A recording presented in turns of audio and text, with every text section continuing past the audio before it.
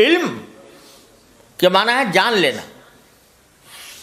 تو تنہا کسی بات کا جان لینا موجب فضیلت نہیں ہوتا. صرف جان لینا کوئی موجب فضیلت نہیں.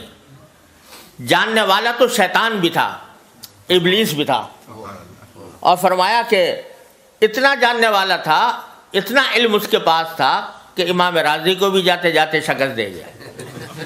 واقعہ سنا ہوگا, جاتے جاتے امام راضی کو جیسے انسان کو بھی شکست دے گیا. علم تو اس کے پاس بھی تھا, عقل بھی بڑی تھی. عقل ایسی تھی کہ اگر اس کے دلیل کو جو اس نے اللہ تبارک و تعالیٰ کے سامنے پیش کی خالص عقل کی بنیاد پر رد کرنا چاہو تو کوئی راستہ نہیں کہ خلقتنی من نار و خلقتہ من طین. تو صرف عقل کی بنیاد پر اگر جواب دینا چاہو اس دلیل کا تو ہمارے لیے مشکل ہے اس عقل کی بنیاد پر جواب دینا. تو عقل بھی بہت تھی, علم بھی بہت تھا. بلکہ حضرت تھانوی رحمۃ اللہ علیہ فرماتے ہیں کہ 4 عین تھے اس کے اندر. عالم بڑا تھا, عین عالم کا, اور عاقل بڑا تھا کہ دلیل ایسی پیش کر دی, اور فرمایا عابد بڑا تھا کیونکہ روایات میں ہے کہ پہلے عبادت بھی بہت کرتا تھا. تو عالم بھی تھا, عاقل بھی تھا, عابد بھی تھا. فرمایا چوتھے عین کی کمی تھی کہ عاشق نہیں تھا. اگر عشق ہوتا تو پھر یہ نہ کہتا کہ خلقتنی من نار و خلقتہ من طین, تو میرا خالق ہے, تو مجھے جو حکم دے رہا ہے, میرا کام تو یہ ہے کہ اس کے آگے سر جھکا دوں. تو عالم تھا, عابد تھا, عاقل تھا, مگر عاشق نہیں تھا. اس کے نتیجے میں اتنا گمراہ ہوا اور اتنا خار ہوا.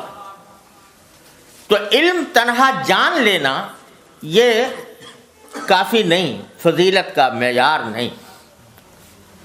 اور اگر یہ ہوتا تو ابلیس بھی بڑا ہوتا. علم کے لحاظ سے آپ دیکھ لو, یونیورسٹیاں یہاں پر بھی ہیں, اسلامک اسٹڈیز کے شعبے اس میں جو قائم ہیں, اور امریکہ میں بھی قائم ہے. مستشرقین اس کے اندر جو کچھ تحقیقات لکھ رہے ہیں, جن کتابوں کے حوالے دیتے ہیں, بعض اوقات ہمارے اچھے اچھے علماء کو بھی ان کتابوں کا پتہ نہیں ہوتا. ایسے ایسے مقالات لکھے جائیں. علم ہے موجود, تو تنہا علم کافی نہیں, بلکہ جس چیز کو حاصل کرنا ہے, فرمایا لیتفقہوا فی الدین, دین کی سمجھ حاصل کرنا.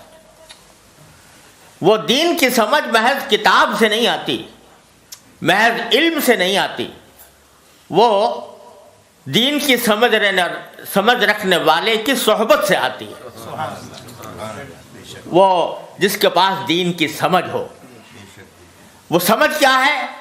وہ سمجھ یہ ہے کہ کس وقت میرے دین کا مجھ سے کیا مطالبہ ہے, کس وقت دین کا کیا مطالبہ ہے. اس وقت وہ جو تقاضا اور جو مطالبہ ہوتا ہے, اس تقاضے اور مطالبے پر عمل کرنے کا نام ہے تفقہ فی الدین. حضرت حکیم الامت مولانا تھانوی رحمۃ اللہ کے زمانے میں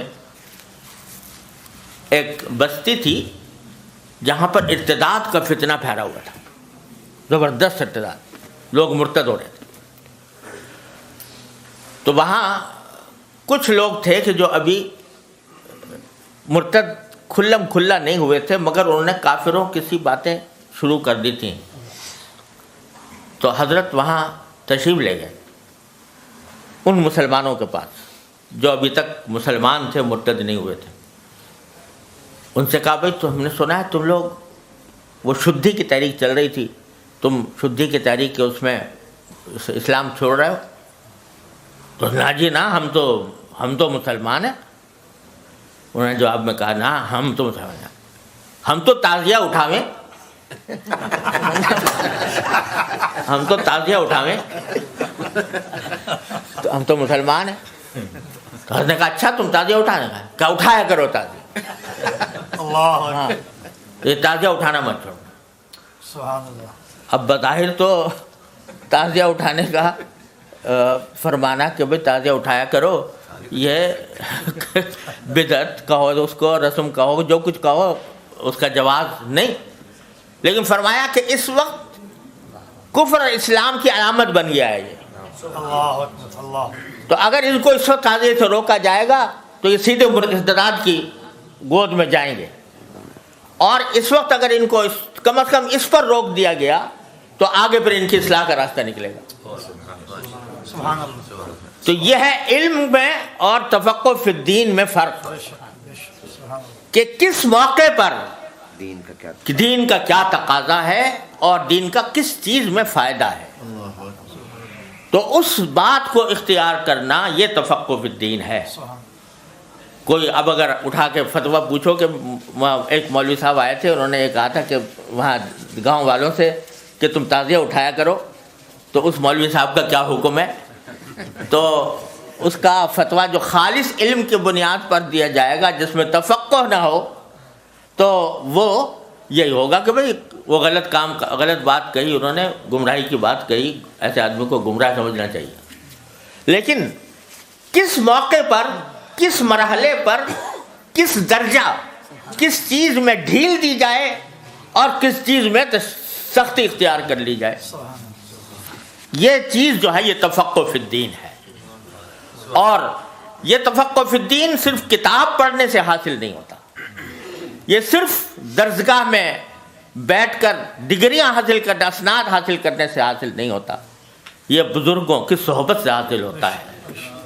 نہ کتابوں سے، نہ کالج سے، نظر سے پیدا دین ہوتا ہے، بزرگوں کی نظر سے پیدا۔ تو وہ در حقیقت وہ سمجھ ہے جس کو حاصل کرنے کا حکم دیا گیا، کہ لیے تفقہوا فی الدین، دین کی سمجھ پیدا کرنا۔